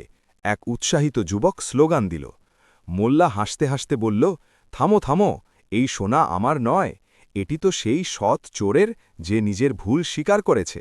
কিন্তু এখন যখন এটি আমার কাছে চলে এসেছে, তখন এর বিচার পঞ্চায়েতে আবে। আজ বিকেলে সবাইকে পঞ্চায়েতে আসতে হবে। গ্রামের অন্য প্রান্তে শেঠ ধনরাজের হাভেলিতে নিস্তব্ধতা তো ছিল, কিন্তু সেটা ছিল শোকের নিস্তব্ধতা। শেঠ নিজের আলিশান বেডরুমে লেপ মুড়ি দিয়ে লুকিয়েছিল। বাইরে পাখি ডাকছিল, কিন্তু শেঠের কাছে প্রতিটি শব্দ হাতুড়ির মতো লাগছিল। মালিক, চা! রামু দরজা দিয়ে উকি দিল। চাই না! শেঠ লেপের ভেতর থেকে গর্জে উঠল। তার গলার আওয়াজ এমন ছিল যেন কোনো ফাটা বাঁশে ফু দিচ্ছিল। মালিক, আজ আপনাকে বাজারে যেতে হতো, ধার আদায়ের দিন আজ, রামু মনে করিয়ে দিল। শেঠ ধীরে ধীরে লেপ সরাল। রামু যেমনই শেঠের মুখ দেখল, তার হাত থেকে চায়ের ট্রে পড়তে পড়তে বাঁচল। হে ভগবান, মালিক, এটি কি হলো? আপনার মুখ তো দেখে মনে হচ্ছে কেউ কদুর ওপর লাল রং মাখিয়ে দিয়েছে। শেঠের মুখ পুরোপুরি ফুলে গিয়েছিল। মৌমাছির কামড়ে তার গাল, নাক আর কপাল বেলুনের মতো ফুলে গিয়েছিল। এক চোখ তো পুরোপুরি বন্ধ ছিল, আর গাধার লাথির প্রভাবে তার হাঁটার ধরনে এখনও একরকম টলমল ভাব ছিল। বাজে বকবক করিস না, শেঠ নিজের ফোলা জিভ দিয়ে বলল। আর শোন, যদি কেউ জিজ্ঞেস করে আমার কি হয়েছে, তো বলবি যে আমি সিঁড়ি থেকে পড়ে গিয়েছিলাম। না, বলবি যে আমি মানত করেছিলাম আর সারা রাত মাথা নিচু দিয়ে দাঁড়িয়ে তপস্যা করছিলাম। বুঝেছিস? শেঠ জানত যে তাকে বাইরে বেরোতেই হবে। যদি সে ঘরে লুকিয়ে থাকে, তবে মোল্লা আর গ্রামবাসীর সন্দেহ হবে। এক শেঠের কাছে নিজের সম্মান বাঁচানো টাকা বাঁচানোর চেয়ে বেশি জরুরি ছিল। সে একটি বড় পাগড়ি আনালো, আর সেটা এমনভাবে বাঁধল যাতে তার অর্ধেক মুখ ঢাকা পড়ে যায়। চোখে সে একটি বড় চশমা লাগিয়ে নিল। এখন তাকে কোনো আহত যোদ্ধার চেয়ে কোনো গোয়েন্দা বেশি মনে হচ্ছিল। সাহস কর ধনরাজ, তুই সিংহ, ওটা শুধু একটা গাধা ছিল। আজ তোকে দুনিয়ার মোকাবিলা করতে হবে। শেঠ ল্যাংচাতে ল্যাংচাতে ধীরে ধীরে হাভেলি থেকে বাইরে বেরোল। তার হাঁটা দেখে মনে হচ্ছিল যেন সে চাঁদের ওপর দিয়ে হাঁটছে, এক পা সোজা তো অন্য পা বাঁকা। গ্রামের মোড়ে মোল্লা নাসিরুদ্দিন নিজের গাধার সাথে দাঁড়িয়েছিলেন। তার চারদিকে ভিড় ছিল। মোল্লা গাধাকে তাজা গাজর খাওয়াচ্ছিলেন, আর মানুষজন গাধার অলৌকিক ক্ষমতার গল্প শুনছিল। তখনই ভিড়ে আলোড়ন হল, আরে শেঠজি আসছেন! শেঠ ধনরাজ ভিড় দেখে নিজের রাস্তা বদলানোর চেষ্টা করল, কিন্তু মোল্লার তীক্ষ্ণ নজর তাকে দেখে নিল। আসুন আসুন শেঠজি, মোল্লা জোরে ডাক দিল। আজ আপনাকে খুব অন্যরকম লাগছে। কি ব্যাপার, আজ পাগড়ি খুব শক্ত করে বেঁধেছেন? শেঠকে বাধ্য হয়ে থামতে হল। সে ধীরে ধীরে ভিড়ের কাছে এলো, চেষ্টা করছিল যেন গাধা থেকে অন্তত 10 ফুট দূরে থাকা যায়। হ্যাঁ, ওটা একটু শীত লাগছিল মোল্লা, শেঠ মারি গলায় মিথ্যে বলল। আর আর রাতে একটু পা পিছলে গিয়েছিল সিঁড়িতে। মোল্লা শেঠের হাঁটা আর ঢাকা দেওয়া মুখটি ভালো করে দেখল। সে মনে মনে হাসছিল, কিন্তু মুখে গম্ভীর চিন্তার ভাব এনে বলল, ওহ, খুব খারাপ হলো শেঠজি। সিঁড়ি থেকে পড়লেন নাকি কোনো জানোয়ার আক্রমণ করল? মোল্লা জেনে শুনে জিজ্ঞেস করল। শেঠের বুক ধক করে উঠল। জানোয়ার? না না, আমি তো ঘরে ছিলাম, জানোয়ার কোথা থেকে আসবে? ঘামের ফোঁটা তার পাগড়ির নিচ থেকে টপকাতে লাগল। তখনই গাধা শেঠের আওয়াজ শুনল। সে গাজর খাওয়া ছেড়ে শেঠের দিকে মুখ ঘোরাল। গাধা নিজের নাক ফোলাল আর জোরে শ্বাস ছাড়ল, ফুর! শেঠ ভয়ে 2 কদম পিছিয়ে গিয়ে ব্যথায় কোকিয়ে উঠল। এটিকে দূরে রাখো আমার থেকে। ভিড় অবাক হল।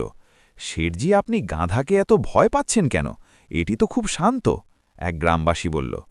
মোল্লা গাধার পিঠ চাপড়ে দিয়ে বলল, হ্যাঁ শেঠজি, এটি খুব বুদ্ধিমান। এটি শুধু চোর আর বেঈমানদেরই লাথি মারে, ভালো মানুষকে তো এটি ছুঁয়েও দেখে না। কি ঠিক বলেছি না? শেঠ থুতু গিলে বলল, হ্যাঁ, হবে হয়তো, আমার একটু তাড়া আছে। মোল্লা তাকে যেতে দিল না। আরে শুনুন তো শেঠজি, একটি সুখবর আছে। আমার গাধা ফিরে এসেছে, আর দেখুন, ও নিজের সাথে 50টি সোনার মুদ্রাও এনেছে। মনে হয় চোর খুব বড়লোক ছিল আর খুব ভীতুও। শেঠ ওই মুদ্রাগুলো দেখল। নিজেরই মুদ্রা দেখে তার কলেজে জ্বলে গেল। আচ্ছা, খুব ভালো। শেঠ ফ্যাকাশে হাসি হাসার চেষ্টা করল, যাতে তার ফোলা গালে টান লাগল। তো এখন তুমি এই মুদ্রাগুলো কি করবে? মোল্লা এক ঘোষণামূলক ভঙ্গিতে হাত তুলল। এটাই তো সবথেকে জরুরি কথা। বন্ধুরা, আজ রাতে আমি এক বিশেষ ভোজের আয়োজন করব, কিন্তু এই ভোজ শুধু খাওয়া দাওয়ার হবে না। আমার গাধা আমাকে স্বপ্নে বলেছে যে চোল এখনো ভয় পেয়ে আছে আর সে নিজের পরিচয় লোকাচ্ছে। তাই আজ রাতে আমরা এক সত্যের পরীক্ষা রাখব। সত্যের পরীক্ষা? ভিড় আর শেঠ একসাথে জিজ্ঞেস করল। হ্যাঁ, মোল্লার রহস্যময়ভাবে বলল, আমার কাছে একটি পুরনো জাদুকরি লাঠি আছে। আজ রাতে পঞ্চায়েতে গ্রামের প্রতিটি মানুষকে ওই গাধার লেজ ধরে শপথ নিতে হবে যে সে চুরি করেনি।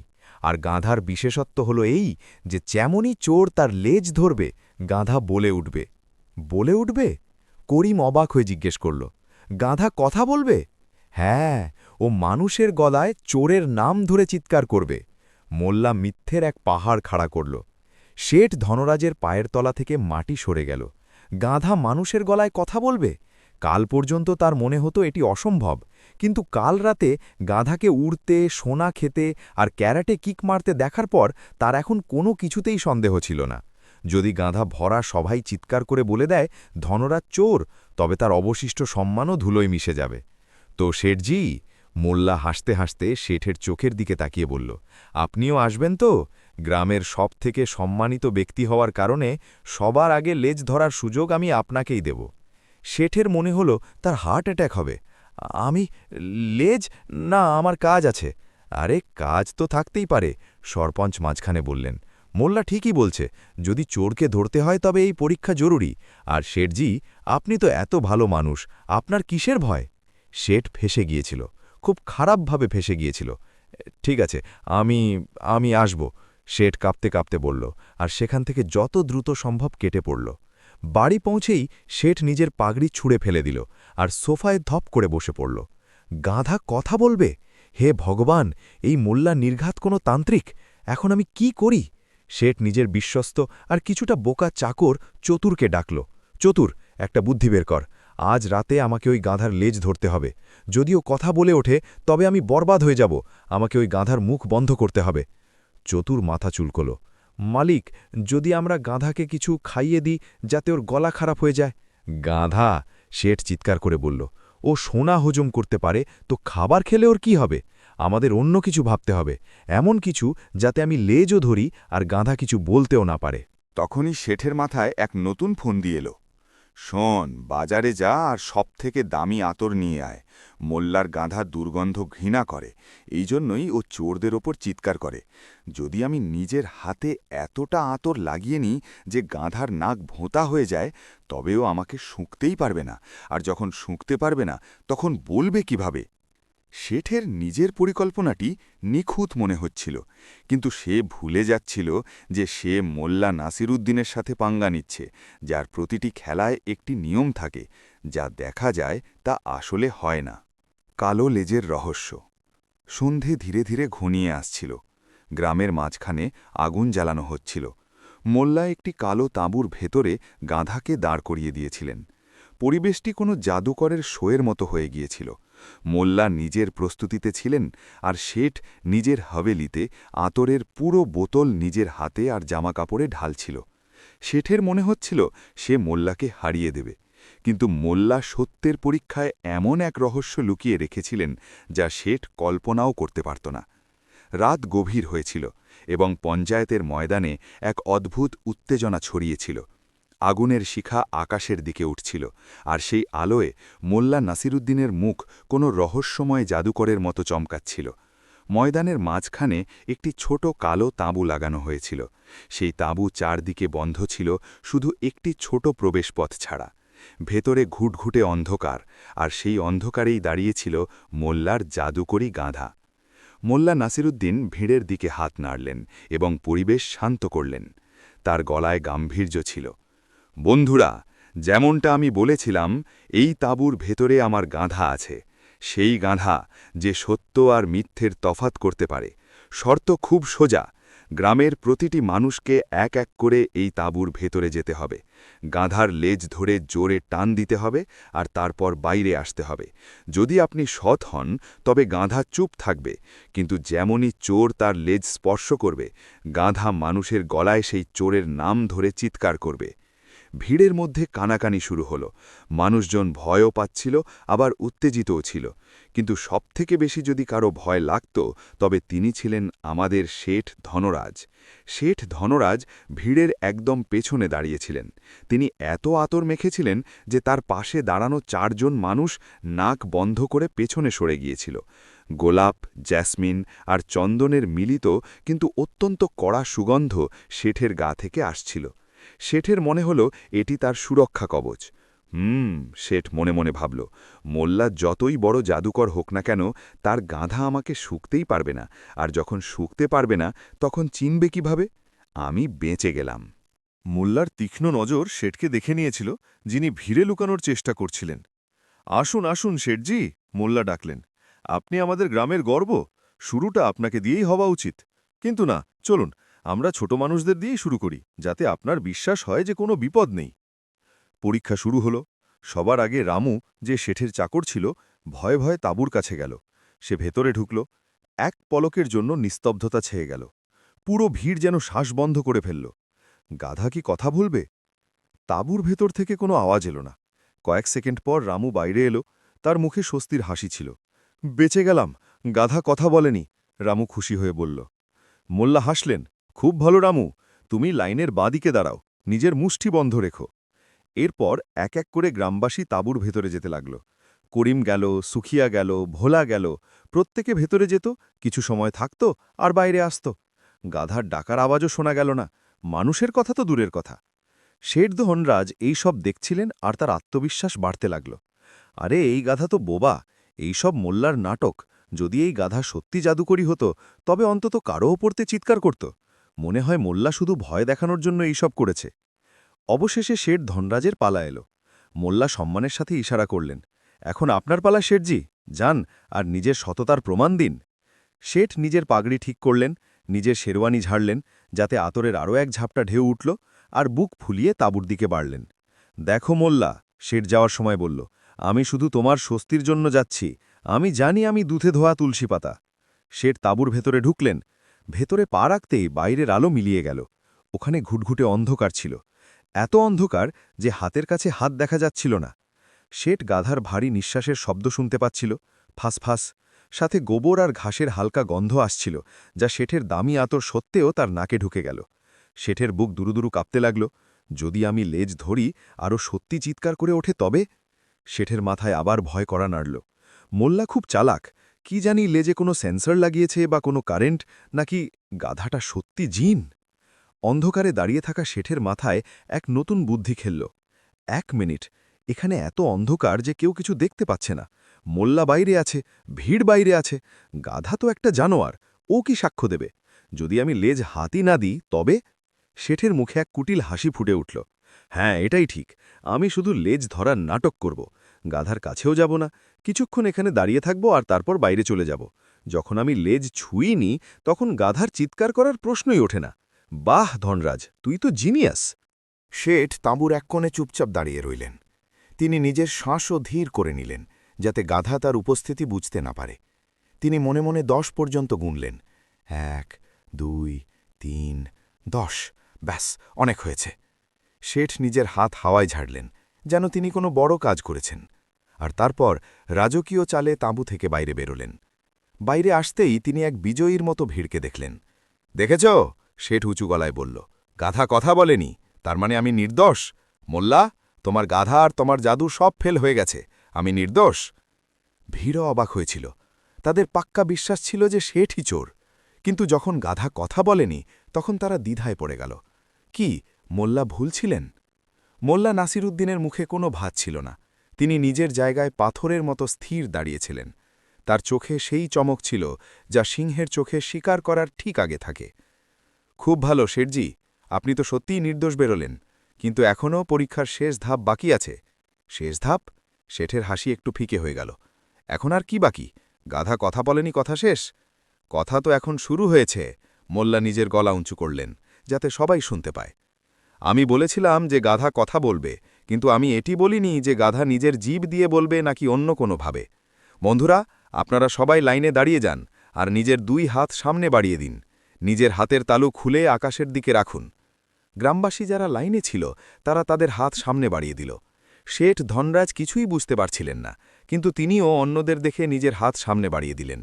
মোল্লা একটি জ্বলন্ত মশাল নিয়ে লাইনের কাছে গেলেন। তিনি একে একে সবার হাত পরীক্ষা করতে লাগলেন। রামু, হাত দেখাও। রামু নিজের তালু দেখালো। মশালের আলোয় দেখা গেল রামুর তালু কালো হয়ে গেছে, যেন তাতে কালি মাখানো। ঠিক আছে, মোল্লা এগিয়ে গেলেন। করিম, তুমি দেখাও। করিমের হাতও কালো ছিল। সুখিয়া, ভোলা, কাকা যে যে তাঁবুতে গিয়ে গাধার ল্যাজ ধরেছিল সবার হাত কুচকুচে কালো হয়ে গিয়েছিল। মানুষজন নিজেদের হাত দেখে অবাক ছিল। আরে, এই কালো রং কোথা থেকে এলো? মোল্লা কারো প্রশ্নের উত্তর দিলেন না। তিনি সরাসরি লাইনের শেষে দাঁড়িয়ে থাকা শেঠ ধনরাজের কাছে পৌঁছলেন। শেঠের বুক এখন গলায় উঠে এসেছে। তিনি কিছুটা বুঝতে পারছিলেন যে গণ্ডগোল কোথায় হয়েছে, কিন্তু এখন অনেক দেরি হয়ে গেছে। শেঠজি, মোল্লা মশাল শেঠের হাতের কাছে আনলেন। একটু আপনার মখমলি আর নরম তালুগুলো তো দেখান। শেঠ কাঁপতে কাঁপতে নিজের হাত সামনে বাড়ালেন। মশালের আলো শেঠের তালুর ওপর পড়ল।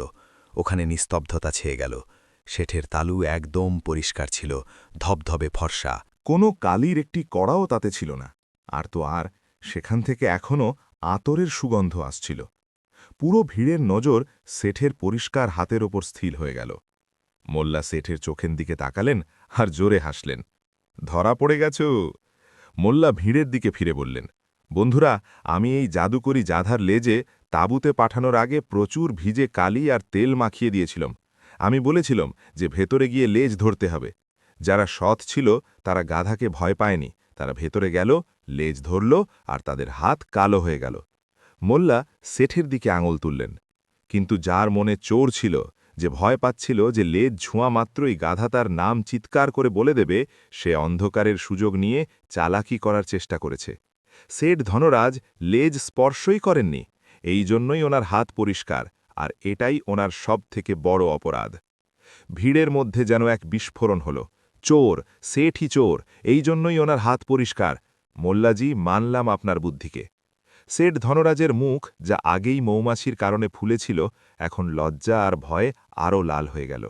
তার আঁচনের পরিকল্পনা, তার লেজ না ছোঁয়ার পরিকল্পনা, সব মোল্লার এক সাধারণ কালির সামনে ধুলোয় মিশে গেল। সেট পালানোর জন্য এদিক ওদিক দেখলেন, কিন্তু গ্রামবাসী তাকে চারদিক থেকে ঘিরে ফেলেছিল। এখন না কোনো বাহানা চলত, না কোনো মিথ্যে। তার পরিষ্কার হাতই তার চুরির সব থেকে বড় প্রমাণ হয়ে গিয়েছিল। সেট তোতলাতে লাগলেন, মোল্লা, এটি ভুল, আমি তো শুধু কি সেটজি? আপনি কি এটি বলতে চান যে আপনি লেজ এই জন্যে ছোননি কারণ আপনি গাধার পবিত্রতা বজায় রাখতে চেয়েছিলেন? নাকি আপনি এটি স্বীকার করবেন যে গাধার লাথি আর মৌমাছির পর আপনার ওই প্রাণীর কাছে যাওয়ার সাহসী হয়নি? সেট নিরুত্তর ছিলেন। তার মুখোশ পুরোপুরি খুলে গিয়েছিল। সোনার মুদ্রা, গাধার ফেরত আসা, আর এখন এই পরিষ্কার হাতের প্রমাণ। গ্রামের সব থেকে ধনী মানুষ আজ নিজেরই চালাকির জালে খুব খারাপভাবে ভেসে গিয়েছিল। মোল্লা পরিবেশটিকে আরও একটু নাটকীয় করে বললেন, তো পঞ্চায়েতের ফয়সালা কি? এক চোর যে শুধু গাধা চুরি করেনি, বরং মিথ্যেও বলেছে আর পঞ্চায়েতকে ধোঁকা দেবার চেষ্টা করেছে, এর কি শাস্তি হওয়া উচিত? একে গাধার ওপর উল্টো করে বসিয়ে পুরো গ্রামে ঘোরানো উচিত। এক আওয়াজ এলো, না, ওর মুখ কালো করা উচিত। দ্বিতীয় আওয়াজ এলো। যদিও মোল্লা ভাবলেন, কালি তো এমনিতেও বেঁচে আছে, ওর থেকে দ্বিগুণ জরিমানা আদায় করা উচিত। তৃতীয় আওয়াজ এলো। শেঠের ঘাম ছুটছিল। সম্মান তো গেলই, এখন যদি মিছিল বেরোয় তবে তিনি এই গ্রামে মুখ দেখানোর যোগ্য থাকবেন না। তিনি মোল্লার পায়ে পড়তে যাচ্ছিলেন। মোল্লা, আমাকে বাঁচিয়ে নাও, আমার ভুল হয়ে গেছে। আমি সব মেনে নিতে রাজি, যা বলবে তাই করব, শুধু আমার মিছিল বের করো না। মোল্লা নাসিরুদ্দিন ভিড়কে শান্ত করলেন। তার মাথায় শাস্তির চেয়ে ভালো কিছু একটা ছিল। শাস্তি দিলে শুধু শেঠের ক্ষতি হবে, কিন্তু মোল্লা চেয়েছিলেন এতে যেন পুরো গ্রামের কোনো ভালো হয়। থামো বন্ধুরা, মোল্লা হাত তুললেন। রাগ বুদ্ধিকে খেয়ে ফেলে। শেঠজি নিজের ভুল স্বীকার করছেন। আর মনে রাখবেন, আমার গাধাও তো ওনার বাড়ি থেকে 50টি সোনার মুদ্রা নিয়ে এসেছে। কিন্তু সেটা কি যথেষ্ট? না। ভিড় চিৎকার করে উঠল, একদমই না। মোল্লা শেঠের দিকে এক অর্থপূর্ণ নজর দিলেন। শেঠজি, আপনি ধনী আর আমরা গরিব। আপনি আমার গাধা চুরি করেছেন কারণ আপনার আরও ধন সম্পদ চাই। এখন যদি আপনাকে নিজের সম্মান বাঁচাতে হয়, তবে আপনাকে আপনার সম্পদের একটি ছোট অংশ এই গ্রামের নামে করতে হবে। শেঠ, যিনি এখন যে কোনো শর্তে রাজি হতে তৈরি ছিলেন, তাড়াতাড়ি বললেন, আমি রাজি, বলো কি করতে হবে। মোল্লা হাসতে হাসতে নিজের শেষ চালটি চাললেন। এই চালটি এমন ছিল যা শেঠ সারা জীবন মনে রাখার মতো ছিল। মোল্লা যে দাবি রাখলেন, সেটি শেঠের সিন্দুককে নয়, বরং তার হৃৎপিণ্ডকে, যা টাকার জন্য ধুকপুক করত, সরাসরি লক্ষ্য বানাল। গাধা সরোবর। পঞ্চায়েতের ময়দানে নিস্তব্ধতা এমন ছিল যে আগুনের কাঠ ফাটার শব্দেও পরিষ্কার শোনা যাচ্ছিল। প্রতিটি নজর শেঠ ধনরাজের ওপর ছিল, যিনি কোনো অপরাধীর মতো মাথা নিচু করে দাঁড়িয়েছিলেন। তার দামি আঁতর এখন তার ঘামের দুর্গন্ধ লুকাতে ব্যর্থ হচ্ছিল। গ্রামবাসী অপেক্ষা করছিল যে মোল্লা কি ফয়সালা শোনাবেন। মোল্লা নাসিরুদ্দিন গাধার পিঠে হাত বোলালেন এবং তারপর শেঠের দিকে তাকিয়ে হাসলেন। তার হাসিতে জয়ের অহংকার নয়, বরং এক শিক্ষকের গাম্ভীর্য ছিল। শেঠজি, মোল্লা ভারী গলায় বললেন, গ্রামবাসী চায় আপনার মিছিল বের করা হোক, পুলিশকে ডাকা হোক। মোল্লা থামলেন এবং ভিড়ের দিকে তাকালেন। কিন্তু আমার গাধা খুব দয়ালু, ও আমাকে কানে কানে বলেছে যে ও আপনাকে ক্ষমা করতে রাজি, তবে একটি শর্তে। শেঠের ধরে প্রাণ এলো।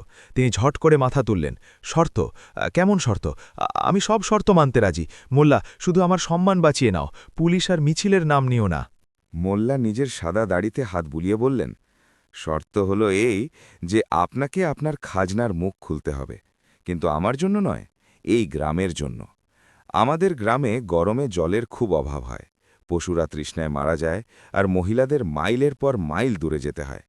আপনাকে আপনার হাভেলির পেছনের জনিতে এক বড় আর পাকা পুকুর খুঁড়িয়ে দিতে হবে। শেঠ স্বস্তির শ্বাস নিল। টাকা তো তার কাছে অনেক ছিল। সম্মানের সামনে টাকার কি দাম? ব্যাস, পুকুর? আমি কালই কাজ শুরু করে দেব মোল্লা। আমি কথা দিচ্ছি, গ্রামের সব থেকে সুন্দর পুকুর বানিয়ে দেব। থামো, মোল্লা হাত তুললেন। কথা এখনো শেষ হয়নি। পুকুর তো তৈরি হবে, কিন্তু সেই পুকুরের নাম আপনার নামে রাখা হবে না, না আপনার বাবার নামে। তবে কার নামে? শেঠ অবাক হয়ে জিজ্ঞেস করল। মোল্লার চোখে দুষ্টুমি নাচতে লাগল। যেহেতু এই পুকুর সেই চুরির প্রায়শ্চিত্ত হিসাবে তৈরি হচ্ছে যা আপনি গাধার লোভে করেছিলেন, এবং যেহেতু গাধাই আপনাকে ধরিয়ে দিয়েছে, তাই ওই পুকুরের নাম হবে শ্রী গাধা সরোবর। ভিড় অট্টহাসিতে ফেটে পড়ল। শ্রী গাধা সরোবর? বাহ মোল্লা, বাহ! শেঠের মুখ চূন হয়ে গেল। সারা জীবন মানুষ ওই পুকুর দেখবে আর মনে লাগবে যে এটি শেঠ ধনরাজ গাধার কারণে বানিয়েছিল। এই শাস্তি কোনো মিছিলের চেয়ে কম ছিল না, কিন্তু শেঠের কাছে কোনো উপায় ছিল না। মঞ্জুর আছে, শেঠ নিচু গলায় বলল। পুকুরের নাম গাধা সরোবরই হবে। খুব ভালো, মোল্লা তালি দিলেন। আর হ্যাঁ, ওই ৫০টি সোনার মুদ্রা যা গাধা আপনার বাড়ি থেকে পারিশ্রমিক আর জরিমানা হিসেবে এনেছিল, ওই মুদ্রাগুলো এই পুকুরের ভিত্তিতে ফাউন্ডেশনে লাগবে। ওটি আপনার তরফ থেকে প্রথম মিট হবে। শেঠের বুক ফেটে যাচ্ছিল। পুকুরের খরচ আলাদা, আর ওই ৫০টি মুদ্রাও গেল, কিন্তু তিনি ভারাক্রান্ত মনে মাথা নাড়লেন। এখন তিনি যত তাড়াতাড়ি সম্ভব এখান থেকে পালাতে চাইছিলেন। তো ফয়সালা হয়ে গেল, সরপঞ্চ ঘোষণা করলেন। শেঠ ধনরাজ কাল থেকেই শ্রী গাধা সরোবরের নির্মাণ শুরু করাবেন। আজকের সভা সমাপ্ত। ভিড় ধীরে ধীরে পাতলা হতে লাগল। মানুষজন মোল্লার বুদ্ধি আর শেঠের নাক কাটার কথা বলতে বলতে নিজেদের বাড়ির দিকে যাচ্ছিল। শেঠও তার চাকরদের সাথে যাবার জন্য ঘুরলেন, কিন্তু তার মনে এখনও একটি প্রশ্ন খচখচ করছিল। শেঠ থামলেন। তিনি মোল্লাকে দেখলেন, যিনি গাধাকে তাঁবু থেকে বাইরে বের করছিলেন। শেঠ সাহস সঞ্চার করে মোল্লার কাছে গেলেন। মোল্লা, শেঠ নিচু গলায় বলল। মোল্লা ফিরে তাকালেন। বলো শেঠজি, এখন আর কি বাকি? রসিদ চাই নাকি? না না, সেট এদিক ওদিক তাকিয়ে বললেন, আমাকে শুধু একটা কথা সত্যি সত্যি বলো। এখন তো সব শেষ হয়ে গেছে, আমি পুকুরও বানিয়ে দিচ্ছি, কিন্তু এই রহস্য আমার মনে দাফন হয়ে আছে। তোমার গাধা কি সত্যি জাদুকরি? মোল্লা হাসলেন। তোমার এমন কেন মনে হলো? সেট গুনতে শুরু করল। আরে আমি নিজের চোখে দেখলাম, যখন আমি ওটা চুরি করে নিয়ে গেলাম, ওটা আস্তাবলের ছাদ পর্যন্ত উড়ে গিয়েছিল। তারপরও আমার বাগানে আমাকে অভিশাপ দিল, যাতে মৌমাছিরা আক্রমণ করল। আর আজও কথা না বলেই আমাকে চিনে নিল। এই সব জাদু নয় তো আর কি? মোল্লা নাসিরউদ্দিন জোরে হাসলেন। তার হাসি রাতের নিস্তব্ধতায় প্রতিধ্বনিত হল। সেঠজি, ও সেঠজি, মোল্লা গাধার ঘাড়ে হাত রেখে বললেন, এটাই তো মানুষের সমস্যা। লোভ আর ভয় তাকে সেই সব দেখিয়ে দেয় যা সেখানে থাকেই না। মানে? সেট অবাক হয়ে জিজ্ঞেস করল। শোনো, রহস্য ফাঁস করতে শুরু করলেন মোল্লা। সবথেকে প্রথম কথা, গাধা ওড়েনি। তোমার আস্তাবলে ঘাসের আটিগুলো সিঁড়ির মতো রাখা ছিল। গাধা খিদে পাওয়ায় সেগুলোর ওপর উঠে গিয়েছিল। অন্ধকারে আর লণ্ঠনের ছায়াতে তোমার মনে হয়েছিল যে ওটা হাওয়ায় ভাসছে। এটি জাদু নয়, খিদে ছিল। সেঠের মুখ হা হয়ে গেল। ও, আর ওই মৌমাছিরা? ওটা তোমার নিজের ভুল ছিল, মোল্লা বোঝালেন। তুমি গাধাকে মারার জন্য পাথর ছুঁড়েছিলে, যা গাছে লেগে থাকা চাকে গিয়ে লেগেছিল। এতে গাধার কি দোষ? আর রইল আজকের কথা। মোল্লা সেঠের পরিষ্কার তালুর দিকে ইশারা করলেন। তো আমি গাধার লেজে কালি মাখিয়ে রেখেছিলাম। তুমি ভয়ে লেজ ঝুলেইনি, তাই তোমার হাত কালো হয়নি। এতে গাধা কিচ্ছু করেনি। এটি তোমার নিজের চোরের মনে পুলিশ পুলিশ অবস্থা ছিল, যা তোমাকে ধরিয়ে দিল। সেঠ থ হয়ে গেলেন। যেটিকে তিনি জাদু, জিন আর অলৌকিক ঘটনা ভাবছিলেন, সে সব ছিল কাকতালীয় বিজ্ঞান আর মোল্লার মনস্তত্ত্ব বা সাইকোলজির বিচার। তো এই ভবিষ্যৎবাণী করার কথাটাও মিথ্যে ছিল? সেট ভেঙে পড়া গলায় জিজ্ঞেস করল। ১০০% মিথ্যে, মোল্লা হাসতে হাসতে বললেন। আমি ওই গুজব শুধু এই জন্যে ছড়িয়েছিলাম কারণ আমি জানতাম গ্রামে একটাই মানুষ আছে যে এত লোভী যে সে গাধাকেও চুরি করতে পারে, আর সেটা হলে তুমি। আমি তোমাকে হাতে নাতে ধরতে চেয়েছিলাম, কিন্তু তুমি নিজেই গাধা ফেরত দিয়ে দিলে আর সাথে সোনাও দিয়ে দিলে। সেট ধনরাজের মনে হল যেন কেউ তার গালে হাত না লাগিয়েই থাপ্পড় মারল।